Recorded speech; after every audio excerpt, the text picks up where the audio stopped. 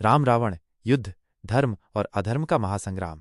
राम और रावण का युद्ध केवल दो सेनाओं या दो राजाओं के बीच का संघर्ष नहीं था, यह धर्म और अधर्म, न्याय और अन्याय तथा पुण्य और पाप के बीच का एक महायुद्ध था। इस युद्ध का बीज उसी दिन बोया गया था जब लंका के अहंकारी राजा रावण ने पंचवटी के वन से देवी सीता का छल से हरण कर लिया था। श्री राम अपने भाई लक्ष्मण के साथ सीता जी की खोज में किष्किंधा पहुंचे, जहां उनकी भेंट हनुमान और सुग्रीव से हुई। सुग्रीव की वानर सेना की सहायता से श्री राम ने समुद्र पार करके लंका पहुंचने का निश्चय किया।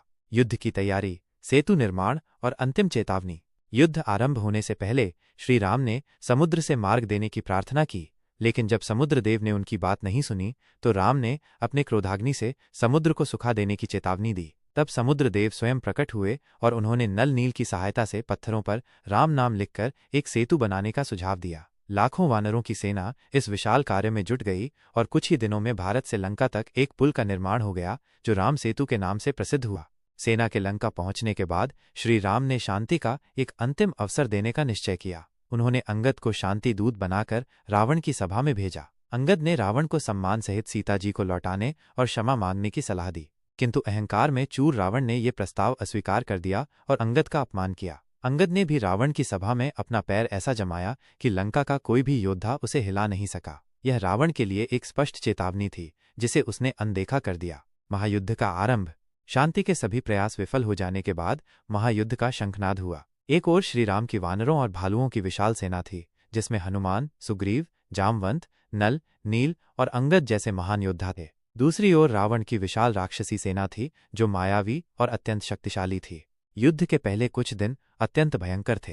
बाणों की वर्षा, शस्त्रों की गर्जना और योद्धाओं की चीत्कारों से लंका की भूमि कांप उठी। रावण के कई पराक्रमी योद्धा जैसे धूम्राक्ष, वज्रदंष्ट्र, अकंपन और प्रहस्त वानर सेना के हाथों मारे गए। कुंभकर्ण का पतन।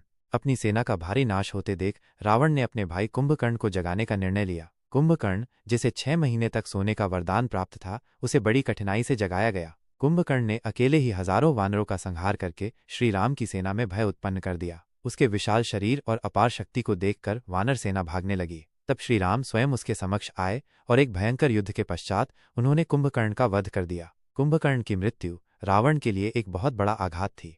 मेघनाद का पराक्रम और लक्ष्मण की शक्ति। कुंभकर्ण की मृत्यु के बाद रावण का सबसे शक्तिशाली पुत्र मेघनाद इंद्रजीत युद्ध भूमि में उतरा। मेघनाद मायावी युद्ध में निपुण था। उसने अदृश्य होकर युद्ध किया और अपने नागपाश में राम और लक्ष्मण को बांध लिया। तब गरुड़ देव ने आकर उन्हें नागपाश से मुक्त कराया। इसके बाद मेघनाद ने एक ऐसी भयंकर शक्ति बाण का प्रयोग लक्ष्मण पर किया, जिससे लक्ष्मण मूर्छित हो गए। उनका जीवन संकट में देख हनुमान वैद्य सुषेण के परामर्श पर संजीवनी बूटी लाने के लिए हिमालय की ओर उड़ चले। जब वे औषधि को पहचान नहीं पाए तो वे पूरा द्रोणगिरी पर्वत ही उठा लाए। संजीवनी के प्रभाव से लक्ष्मण पुनः स्वस्थ हो गए।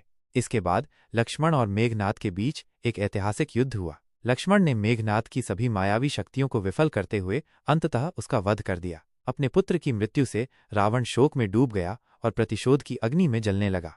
राम रावण का अंतिम और निर्णायक युद्ध।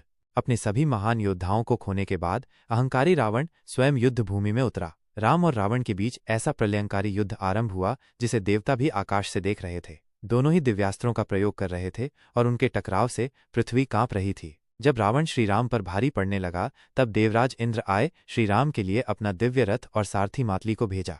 युद्ध चलता रहा, लेकिन श्रीराम जितनी बार रावण के सिर काटते, उतनी बार एक नया सिर उत्पन्न हो जाता। तब विभीषण, जो पहले ही धर्म का साथ देने के लिए श्रीराम की शरण में आ चुके थे, उन्होंने श्रीराम को रावण की मृत्यु का रहस्य बताया। उन्होंने बताया कि रावण की नाभि में अमृत कुंड है और जब तक उसे नहीं सुखाया जाएगा, रावण की मृत्यु नहीं हो सकती। यह रहस्य जानकर श्रीराम ने पहले आग्नेयास्त्र से रावण की नाभि का अमृत सुखाया और फिर ईश्वर का नाम लेकर ब्रह्मास्त्र का संधान किया। वो अमोघ ब्रह्मास्त्र सीधे रावण की छाती में लगा और लंका के अधिपति अहंकारी रावण का पतन हो गया। युद्ध का समापन और धर्म की स्थापना। रावण की मृत्यु के साथ ही युद्ध समाप्त हो गया और चारों ओर श्रीराम की जय जयकार होने लगी। यह अधर्म पर धर्म की विजय थी। श्रीराम ऐरे विभीषण को लंका का नया राजा अभ पे छोटी ई की मात्रा श इकट्ठा किया और उन्हें धर्म एवं न्याय के साथ शासन करने का आदेश दिया। इसके पश्चात श्रीराम, सीता और लक्ष्मण के साथ अयोध्या लौटे, जहां उनका राज्याभिषेक हुआ। श्रीराम के शासन में एक ऐसे राज्य की स्थापना हुई जिसे राम राज्य कहा जाता है, जहां सुख, शांति और न्याय का वास था। यह युद्ध आज भी हमें यही शिक्षा देता है कि अहंकार और अधर्म का मार्ग चाहे कितना